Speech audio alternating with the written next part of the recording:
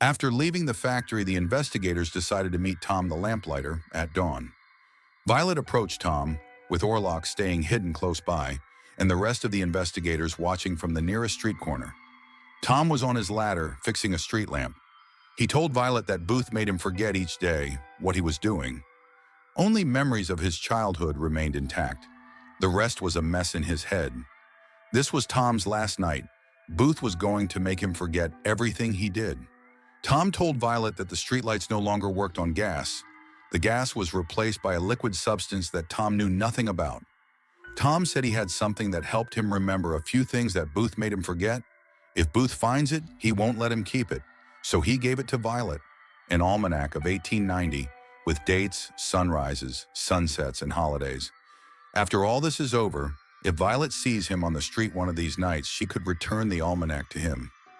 Booth arrived at dawn, landing between Violet and Tom with such force that the ground shook and cracked like an earthquake. Orlok managed to remain hidden despite the tremble. Booth asked Violet if she wanted to be free of Mithra's grasp. His question was absolute. If you are not with us, you are against us. And if you are against us, maybe you are going to die tomorrow. Violet said he is with them, and Booth gave her an address. 42 Carfax. Violet asked her elders for information regarding Babbage. The answer was a name and an address. Prevost Babbage, 137 Kent. The sun was already above the horizon, and the only thing protecting the vampires from its light was the city's pollution. The investigators went to sleep and resumed their search the night after. Vastra visited her clan's safe house and talked to Halimbe, one of her clanmates, who gave her information about Mithra. Mithra's lover is called Hypatia, a follower of Set, and they often have quarrels that drive Mithra to enforce a ban on the snakes. Vastra visited London's Elysium to ask for an audience with Marcus, Mithra's second-in-command.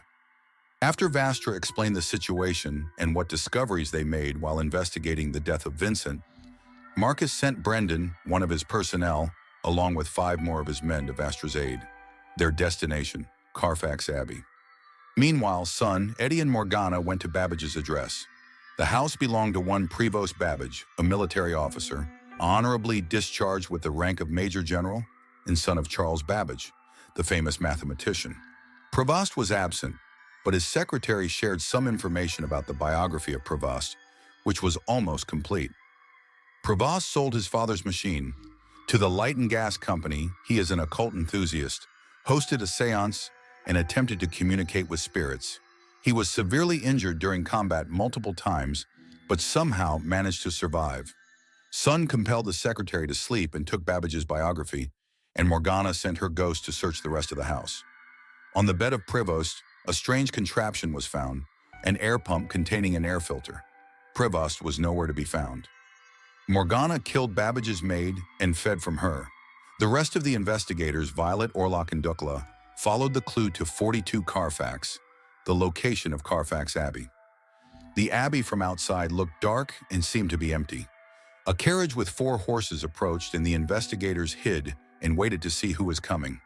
2 men came down from the carriage and approached the abbey door. A man opened the massive abbey door and complained about the number of boxes delivered. He already had 50 inside the abbey. The other 2 replied that these were the last ones. Violet distracted the 3 men as Dukla cracked one of the sealed boxes open inside the carriage. The box was filled with dirt. The 3 men grabbed Violet and took her inside the abbey, leaving her on top of the boxes. The boxes began to shook and tremble as something was inside them. Meanwhile, Orlok moved with stealth towards the abbey's sanctum, which was covered in darkness.